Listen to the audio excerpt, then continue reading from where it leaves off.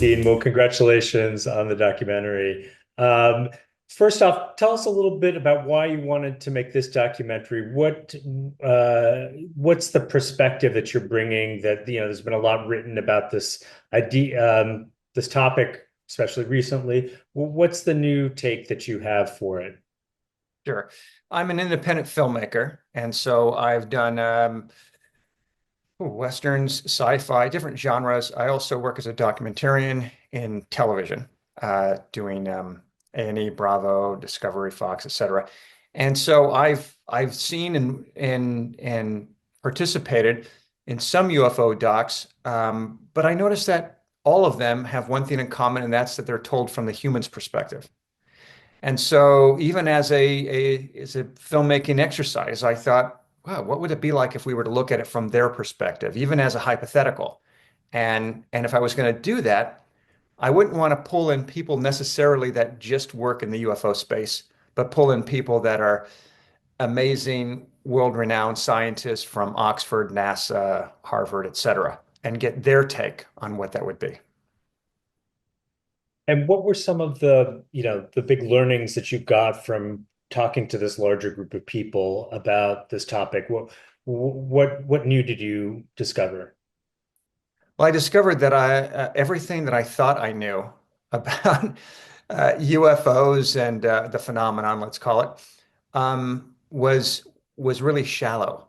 That there's so many deeper ends to this pool that actually blew me away. I mean, to the point that my initial concept, which was I was going to shoot this and be done with it in 9 months, maybe a year, and do 15 interviews, became 66 interviews and 7 years and 4 countries because you would talk to one person, like I'd go to NASA and I would say, okay, NASA, what is your plan when you actually do with like the James Webb telescope? What if you actually see a planet, another planet that has life on it, and maybe it's an advanced civilization where you see lights, the city, what do you do then? And they had no idea. And so they turned me on to SETI and a couple other places, and then they turned me on, and it just became this this kind of virus, if you will, became viral, where it was just, me trying to follow being a detective and get to some answers here. Yeah, I thought some of the ideas that were floated were pretty interesting. Like the idea that these aliens, if you will, are might not even be biological forms. That some of these things that we have as just givens or may not be given. Talk a little bit about some of these kind of big ideas that are floated in the documentary. Sure. Well, we start looking at this from like NASA's perspective, and uh, Professor Dr. Michio Kaku, who you may have seen on TV. He's a futurist, amazing mind. He breaks it down of what it would be like if they were coming from another planet. But I started to hear theories about maybe things as wild as maybe they're creators of a simulated reality that we are living in. What would that be like? And so I'm like, who came up with that idea? That's crazy. And so that leads me to Oxford with Dr. Nick Bostrom, who created the simulated reality hypothesis. And he breaks it down for us. And so, and then it would go from that to someone else that would say, well, I'm a anthropological biologist from Montana Tech. I'm a professor there, and I reverse engineer our evolution. And if I project it out in the future, we look a lot like what has been purported that these, beings that people claim to have seen them look like. So that means time travel. So now I'm looking at time travel. So we look at all these paradigms and support it with people who are pioneers in that field.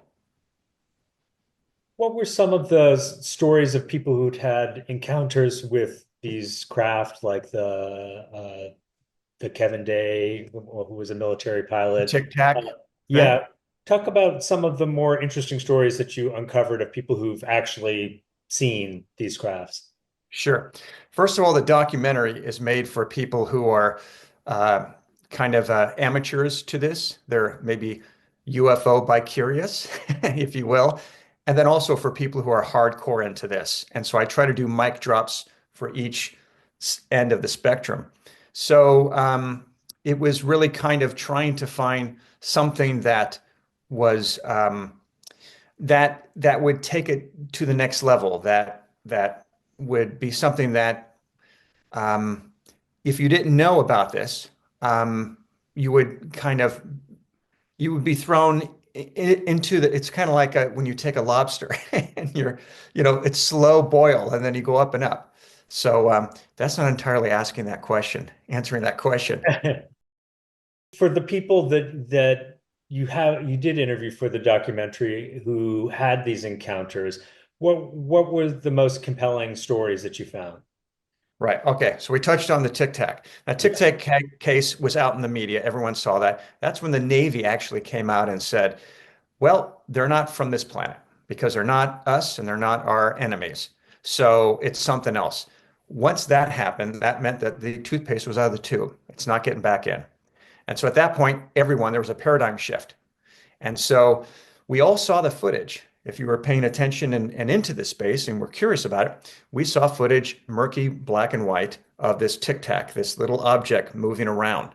But, and then we also had the testimony of the Top Gun commander, Dave Fravor, talking about him and his fighter jet, F-35, and how that whole interaction took place.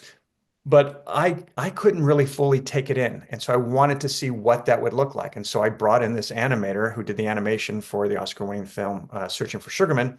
And he created it. So for the first time ever, we get to see it. So audiences are finally able to take that in and they're able to visualize what that is like. Hmm. No, finally, we're in this moment where everyone's talking about drones and UFOs in the skies over New Jersey. Um, what do you make of this rush of interest, even in the last month, about these phenomena? Well, it's weird. A month before all this happened, which I guess December 15th was the big news item that came out with the Jersey drones. November 29th, I'm in Los Angeles. I see 7 drones out there, out my deck at night, 8:30 at night. And I look at them and I go, well, that's weird. I use drones when I'm filming. And so usually it's one drone attached to a camera and I'm filming like a wide establishing shot. But there's 7 of these. And I'm wondering, what the hell kind of film? Are they maybe a sporting event? But no, there's no sporting event above the hills of Silver Lake. And so I'm looking at this and I videotape it. And my daughter puts it on TikTok for me. And you can go there, you can actually see it on Captured Pictures Official. And and I don't think anything of it. And then the UFO flap happens, and I go back and I look at that footage. I was just sitting on my camera, and I'm like, all right, hold on. And I'm trying to parse it out. And the first thing I can tell you is it looks prosaic. It looks like drones that we have. And it's going from red to green to blue, and then it kind of flashes big. Well, drones can do that to an extent. They don't really flash.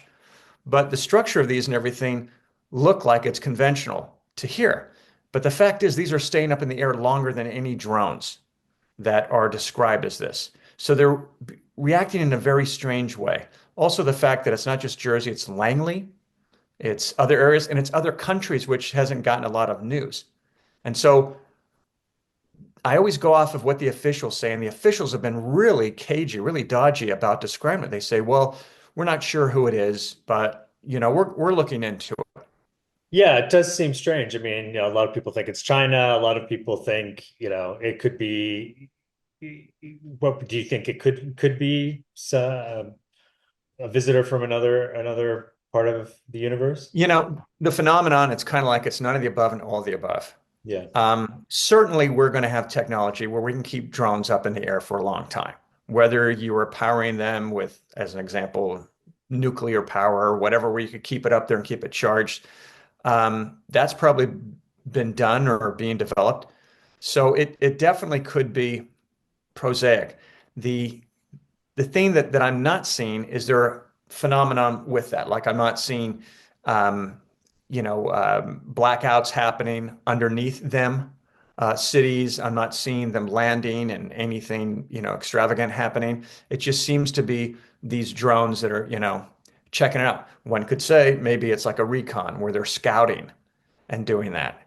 So I don't know. I mean, I always flash forward to if another civilization wanted to take over the planet, it would be very simple. You would just send some very, very small drones out, And they would have that technology that would have viruses that would wipe us out, but leave the other animals standing if they wanted to keep them around and get rid of us.